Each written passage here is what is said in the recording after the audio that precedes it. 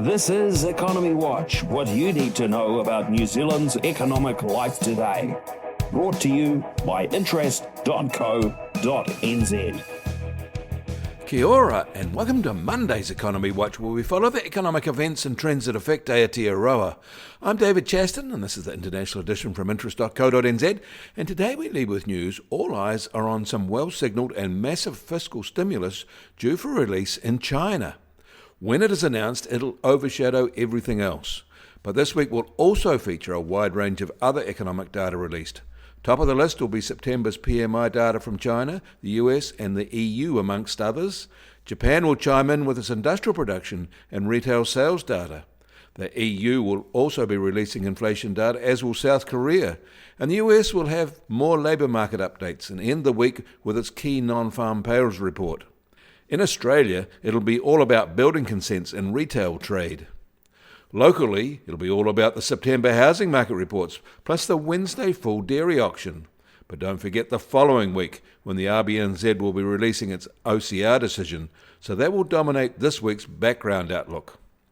We ended last week with some eye-catching optimism sweeping over Chinese stock markets after unprecedented money-printing fiscal stimulus signalling there.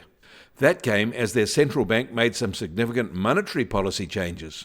On Friday, they cut the 7-day reverse repurchase rate by 20 basis points to 1.5%.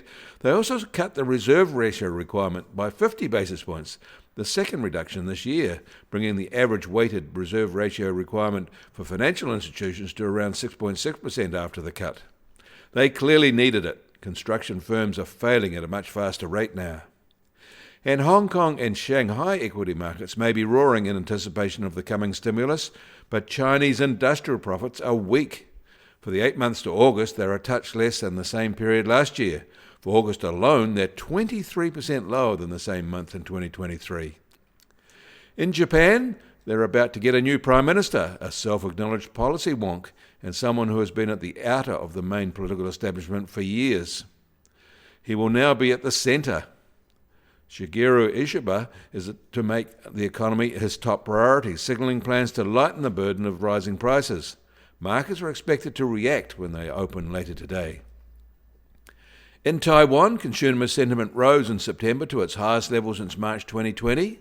In the US, PCE inflation rose at its annualised rate of 2.2% in August, a confirmation that inflation's impulse is back under control. That's its tamest rise since February 2021. And American disposable personal income was up 3.1% in August from the same month a year ago. Personal consumption expenditure was up 2.9% on the same basis.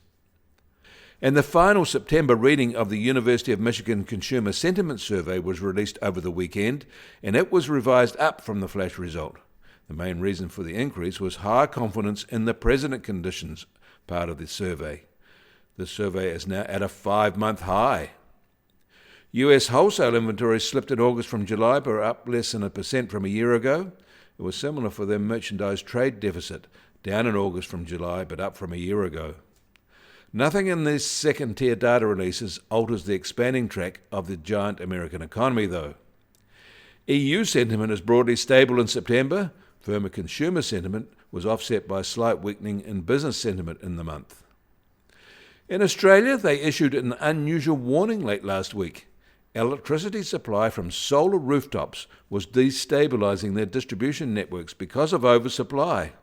The immediate problem is in Victoria, but it may affect South Australia as well. The households in those regions will likely be paid nothing for supply. Separately, we should perhaps keep an eye on the butter price. At auction, it has been basically stable for most of the year at about $6,500 a tonne.